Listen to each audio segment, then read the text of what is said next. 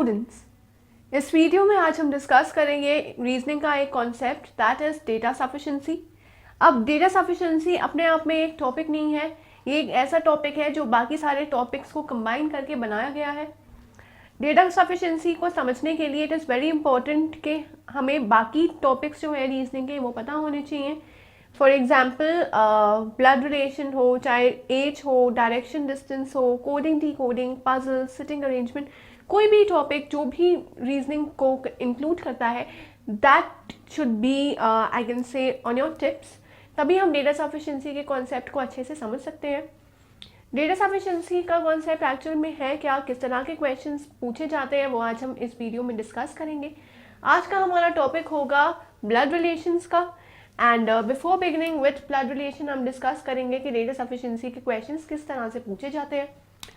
Basically होता क्या है कि आपके पास दो स्टेटमेंट्स दी होती हैं, स्टेटमेंट 1 एंड स्टेटमेंट 2, और इन स्टेटमेंट्स में आपके पास अलग अलग इंस्ट्रक्शंस गिवन होती हैं रिगार्डिंग अ पर्टिकुलर टॉपिक।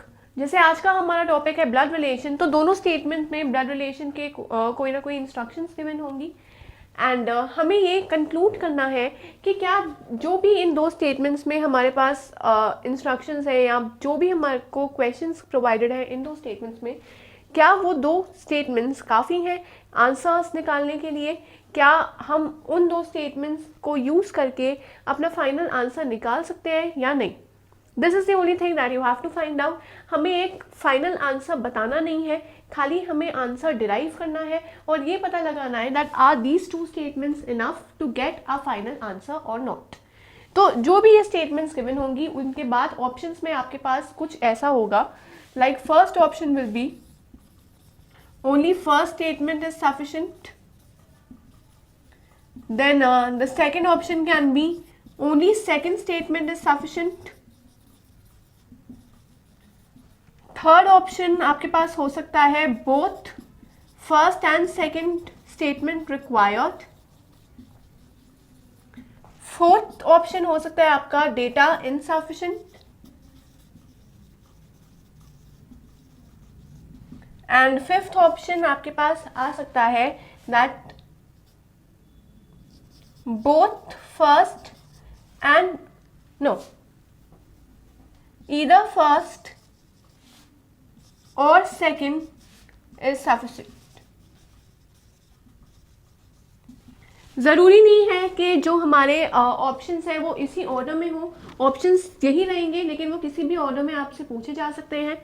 हमें स्टेटमेंट 1 और स्टेटमेंट 2 में जो भी इंस्ट्रक्शंस दी हुई हैं, जो भी क्वेश्चन अवेलेबल है उनको सॉल्व करना है। फर्स्ट हमने खाली स्टेटमेंट 1 में जो भी आपके पास इंस्ट्रक्शंस है उसको देखते हुए सॉल्व करना है। अगर इससे आंसर नहीं निकलेगा तो हम स्टेटमेंट 2 से आंसर डिराइव करके देखेंगे। अगर स्टेटमेंट 2 से भी आंसर नहीं निकल रहा तो हम दोनों स्टेटमेंट 1 और स्टेटमेंट 2 को कंबाइन करके फिर आंसर डिराइव करने की कोशिश करेंगे। और अगर हमारा आंसर दोनों को कंबाइन करके निकलता है तो हम बोलेंगे both first and second statement required. अगर खाली फर्स्ट स्टेटमेंट से ही आंसर डिराइव हो जाता है और हमें सेकंड स्टेटमेंट की ज़रूरत नहीं पड़ती तो हम बोलेंगे only first statement is sufficient. अगर सेकंड से निकलता है, फर्स्ट से नहीं निकलता, तो हम बोलेंगे only second statement is sufficient.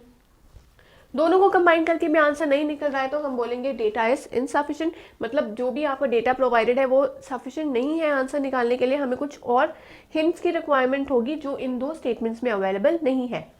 And either one और सेकंड इज सफिशिएंट, मतलब कि फर्स्ट स्टेटमेंट से भी आंसर डिराइव हो रहा है और सेकंड स्टेटमेंट से भी आंसर डिराइव हो रहा है, तब हम बोलेंगे ईदर वन और सेकंड इज सफिशिएंट। तो हमें सिर्फ ये देखना है कि क्या आंसर्स डिराइव हो रहे हैं या नहीं हो रहे और उसके अकॉर्डिंग हमें एक वैलिड ऑप्शन सेलेक्ट करना है। यहाँ पर हमें डायरेक्टली रिजल्ट नहीं बताना, हमें खाली येस और नो में आंसर देना है। तो जैसे कि मैंने आपको पहले बताया है कि आज का हमारा कॉन्सेप्ट है ब्लड रिलेशन का, तो ब्लड रिलेशन के कॉन्सेप्ट को डेटा सफिशिएंसी में अप्लाई करने के लिए बहुत इंपॉर्टेंट है कि हमें ब्लड रिलेशन के सारे कॉन्सेप्ट्स पता हों, उसमें क्या ट्रिक्स लगते हैं, क्या टिप्स है, क्या लॉजिक है उसके पीछे, कैसे क्वेश्चंस को सॉल्व करना है, ये सारा हमें पता होना चाहिए।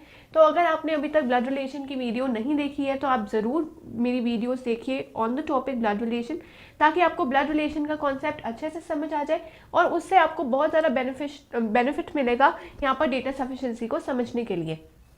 ब्लड रिलेशन में मैंने आपको बताया है कि जब भी सर्कल हम करते हैं तो वो फीमेल के लिए हम रिप्रेजेंट करते हैं और अगर स्क्वायर है तो वो मेल के लिए रिप्रेजेंट करेंगे, right. And then there was certain relations. तो आप ब्लड रिलेशन की बेसिक वीडियो जरूर देखिए in order to understand data sufficiency in blood relation. Now let's take a look at the first question ताकि हमें ये कॉन्सेप्ट अच्छे से समझ आ जाए। So now let's solve the question. ये क्वेश्चन हमारे पास गिवन है, दो स्टेटमेंट्स प्रोवाइडेड है as statement 1 and statement 2। Statement 1 में गिवन है P who has only two kids M and N is mother-in-law of Q who is sister-in-law of N। P के बारे में बताया गया है कि P के दो बच्चे हैं that is M and N and P is mother-in-law of Q।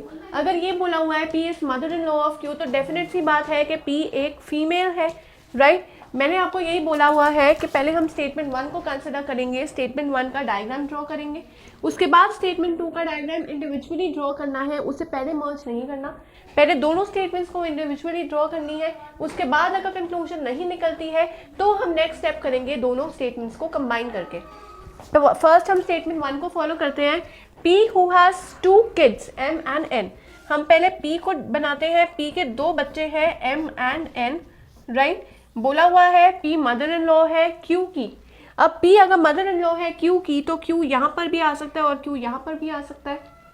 आगे देखते हैं Q who is sister in law of N। ये भी बताया था मैंने आपको कि जब हम who देखते हैं तो who से पहले वाला जो भी पर्सन होता है, आगे की जो भी स्टेटमेंट है वो उस पर्सन के लिए होती है। तो Q is sister in law of N। Q जो है वो N की सिस्टर इन लॉ है। सिस्टर इन लॉ कब बनेगी? जब Q यहाँ पर आएगा। और बोला हुआ है Q अगर सिस्टर इन लॉ है तो वो फीमेल होगी, और स्पाउस अगर एक फीमेल है तो दूसरा डेफिनेटली मेल ही होगा। N का जेंडर यहाँ पर नहीं दिया गया है तो हम अपनी तरफ से ना यहाँ पर N को फीमेल कंसिडर करेंगे और ना ही मेल। ये बन गया हमारा फर्स्ट डायग्राम। पूछा गया है how is M related to N। जब भी रिलेटेड टू के बाद होएगा हम वहां से स्टार्ट करेंगे। N का रिलेशन M के साथ क्या है, मतलब N का M कौन है? ब्रदर है, राइट। तो यहाँ पे हमारे पास आंसर आ गया ब्रदर। मतलब स्टेटमेंट 1 से हम कंक्लूजन फाइनली डिराइव कर पा रहे हैं। देखते हैं कि स्टेटमेंट 2 से निकलता है कंक्लूजन की नहीं। ये स्टेटमेंट 1 का डायग्राम था, अब हम स्टेटमेंट 2 से डायग्राम डिराइव करते हैं।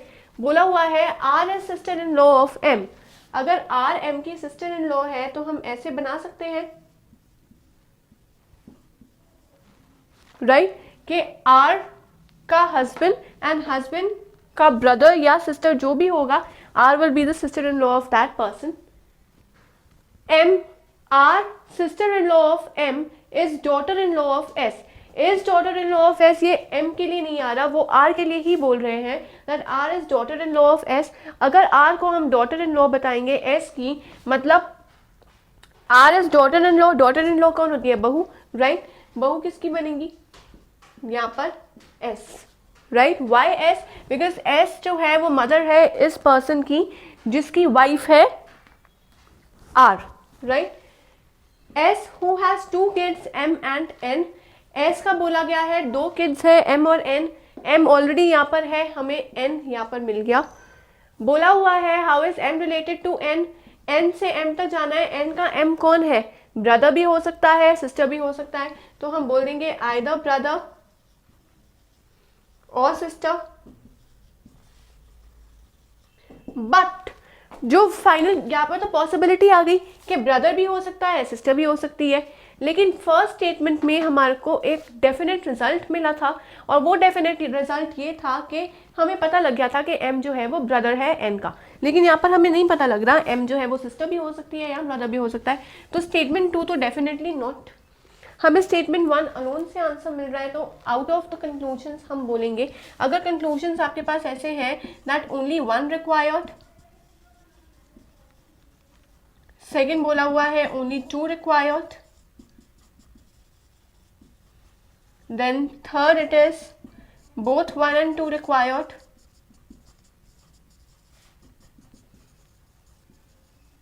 and fourth is data insufficient।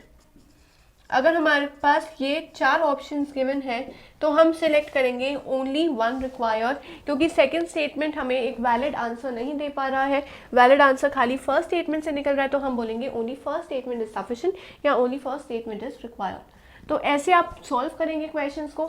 Yes, data sufficiency एक कॉन्सेप्ट है, वो कॉन्सेप्ट आपको बस ये रूल पता लगाने के लिए है कि ये थोड़ा सा लेंदी हो जाता है क्वेश्चन को और आपको यहाँ पर सॉल्व करना होता है, लेकिन कोई भी टॉपिक है डेटा सफिशिएंसी का, पहले आपको वो टॉपिक फेमिलियर होना चाहिए, आपको पता होना चाहिए कि उस टॉपिक में जो भी क्वेश्चंस अवेलेबल हैं हम उन्हें कैसे सॉल्व करेंगे।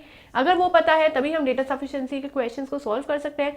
अगर हमें उन टॉपिक्स की क्लैरिटी नहीं है, then do visit the videos of those topics and then come to data sufficiency.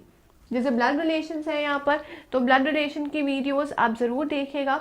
उन वीडियोस को देखने के बाद जब आप डेटा सफिशिएंसी पढ़ेंगे तो आपको डेटा सफिशिएंसी एक बहुत ही ज़्यादा इजी टॉपिक लगेगा।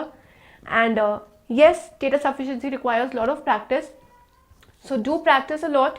एंड अगर अभी तक आपने रजिस्टर नहीं किया है तो जल्दी से रजिस्टर कीजिए arabhyasonline.in, क्योंकि रजिस्ट्रेशन के बाद आपको काफ़ी बेनिफिट्स मिलेंगे।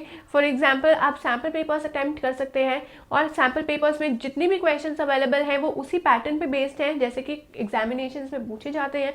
तो आप जब उन सैम्पल पेपर्स को अटेम्प्ट करेंगे तो आपको एक कंप्लीट आइडिया हो जाएगा कि एग्जामिनेशंस में किस टाइप के क्वेश्चंस आते हैं, और देख के आप ये एनालाइज कर पाओगे कि कौन से ऐसे टॉपिक्स हैं जिनके ऊपर आपको थोड़ी और मेहनत करने की ज़रूरत है। Because we provide you a complete analytical report जहाँ पर आपके स्ट्रॉन्ग और वीक पॉइंट्स के बारे में हम बताएंगे, ताकि आप अपने वीक पॉइंट्स के ऊपर और मेहनत कीजिए और उन्हें भी स्ट्रॉन्ग कॉन्सेप्ट्स में कन्वर्ट कर सकें। And this is the only key method that will take you to success. And practice more, keep on practicing and keep learning.